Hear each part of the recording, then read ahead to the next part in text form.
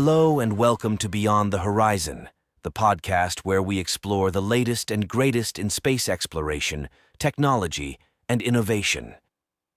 I'm your host, Neptune, and I'm here to take you on a journey beyond the familiar and into the unknown. In this episode, we'll talk about the historic landing of the Odysseus Lander on the Moon, the first US-made spacecraft to touch down on the lunar surface in over 50 years. Let's start with the big story of the week, the Odysseus Lunar Lander. This was a private mission developed by Intuitive Machines, a Houston-based company that won a contract from NASA to deliver payloads to the Moon. Odysseus, also known as IM-1, was launched on February 8th from Florida on a SpaceX Falcon 9 rocket. It carried a suite of scientific instruments, including a NASA laser navigation system, also a special guest on board, a plush toy of Snoopy, the beloved Peanuts character. After a 2-week journey, Odysseus reached the Moon on February 22nd and began its descent to the lunar surface. The landing site was near Malapert, a small crater about 190 miles from the Moon's south pole. But then, the good news came. Odysseus was alive and well, and had successfully landed on the Moon. It was the first US spacecraft to do so since the Apollo 17 mission in 1972, and the first commercial spacecraft ever to accomplish such a feat. Intuitive Machines celebrated the historic achievement and shared the first images from the lander. They showed the lunar landscape, the deployed solar panels, and the Snoopy toy.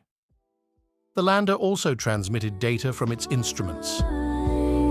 And the secrets unfold in the realm of science, where wonders are told.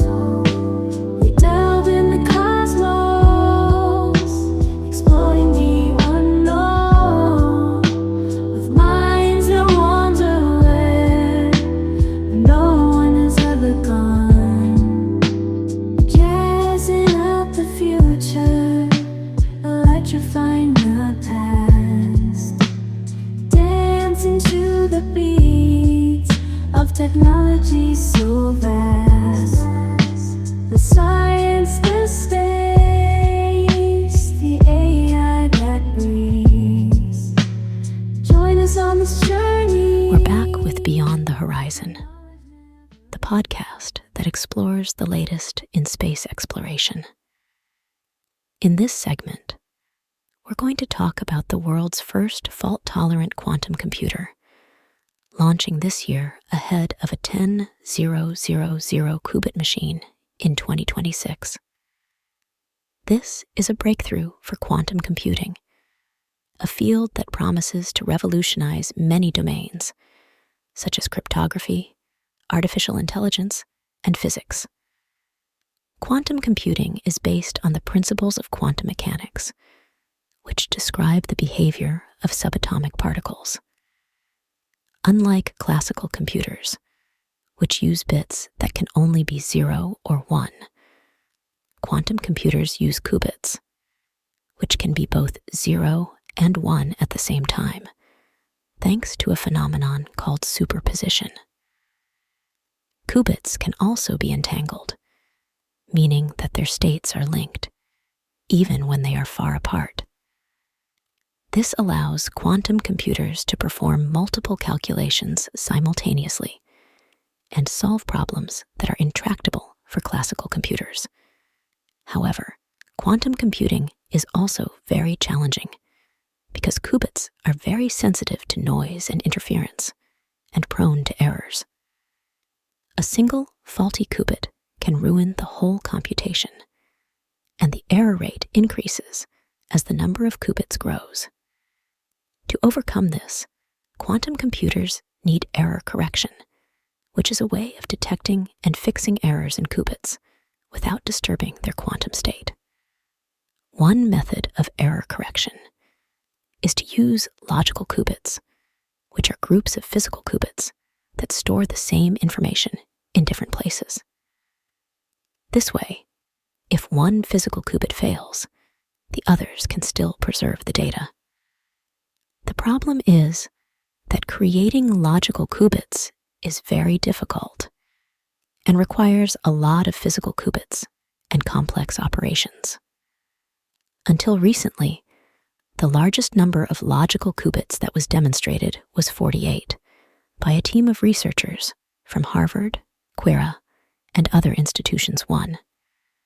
They used a quantum computer that contained 256 physical qubits and applied error-correcting code to them to create 48 logical qubits.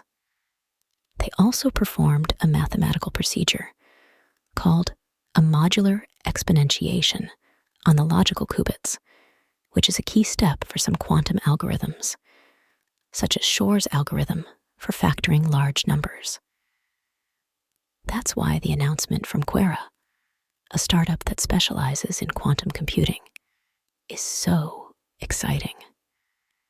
Quera claims that it has developed a new technology that dramatically reduces the error rate in qubits and enables the creation of more logical qubits with fewer physical qubits. 3. Podcast journey, where stories are told from distant galaxies to AI's new brains, exploring science in the most jazzed up ways. Cosmos unraveling, secrets revealed. Space and AI news and melodies so surreal. Let's dive into the unknown where knowledge shines bright. Cosmos unraveling, the stars guide our flight. Richard Lewis, a prominent figure in American comedy, passed away at the age of 76. His career spanned several decades, marked by his unique self-deprecating humor and significant contributions to the entertainment industry. Larry David, Lewis's longtime friend and collaborator, expressed deep sorrow over his passing. David highlighted their lifelong bond, having been born in the same hospital just days apart, and described Lewis as both the funniest and sweetest person he knew. David's grief was palpable as he mentioned that Lewis's death made him sob, a sentiment that underscores the profound impact Lewis had on his life. This friendship extended beyond the screen, with both comedians supporting each other through various life events and career milestones. Lewis's role on HBO's Curb Your Enthusiasm showcased his lifelong friendship with creator and star Larry David. The show featured Lewis playing a fictionalized version of himself, often engaging in humorous bickering with David's character. Their on-screen chemistry was rooted in a real-life friendship that began when they met at a summer camp at age 13. Despite announcing his Parkinson's disease diagnosis in 2023 and retiring from stand-up, Lewis continued to act, appearing in the final season of Curb Your Enthusiasm. Lewis's comedic style was characterized by neurotic humor and a penchant for wearing black, earning him the nickname the Prince of Pain. He was known for his self-deprecating and morose shtick, with stand-up specials like I'm in Pain and I'm Exhausted. His memoir, titled The Other Great Depression, delved into his experiences with therapy and addiction. Lewis was also credited with popularizing the phrase, the blank from hell. Lewis was mourned by many celebrities, fans, and friends who paid tribute to his comedic brilliance and kindness. Cheryl Hines, who played David's ex-wife on the show, who wrote on X, he would take time to tell the people he loved what they meant to him. In between takes on Curb, he would tell me how special I was to him and how much he loved me. To be loved by Richard Lewis. A true gift. I love you, Richard. You will be missed. Susie Essman, who played the wife of David's manager on the show, who said in a statement, "I was lucky to call him a friend. He made me laugh, and he was one of the most supportive and kindest people I've ever known." Other stars who remembered Lewis included Bette Midler, Mark Hamill, Paul Feig, Patton Oswalt, and Albert Brooks. Jamie Lee Curtis, who credited him as the reason I am sober, and shared a photo of them together on Instagram. Ben Stiller, who called him a kinder, more empathetic comedy genius. Ann Kyiv, and Jerry Seinfeld, who posted a clip of Lewis's stand-up routine on X and wrote, "One of the greats, we will miss him." Richard Lewis was a unique and influential figure in the comedy world, who touched many lives with his humor, his honesty, and his heart. He will be remembered as a legend and a friend by many. Rest in peace, Richard. In 1967, the Beatles released their groundbreaking album, Sgt. Pepper's Lonely Hearts Club Band. This masterpiece redefined music with its innovative sound composition, psychedelic imagery, and cultural impact. The album's concept was born from Paul McCartney's idea of an Edwardian military band, leading to a transformative music. It topped the charts in several countries and sold over 32 million copies worldwide. It also received widespread acclaim from critics, musicians, and the public, who praised its musical and artistic innovation, its cohesion, and its cultural relevance. The album is regarded as one of the greatest and most influential albums ever made. Thank you for listening, and stay tuned for the next episode. This is Neptune signing off. Searching for the unknown, reaching heights no one's ever thrown.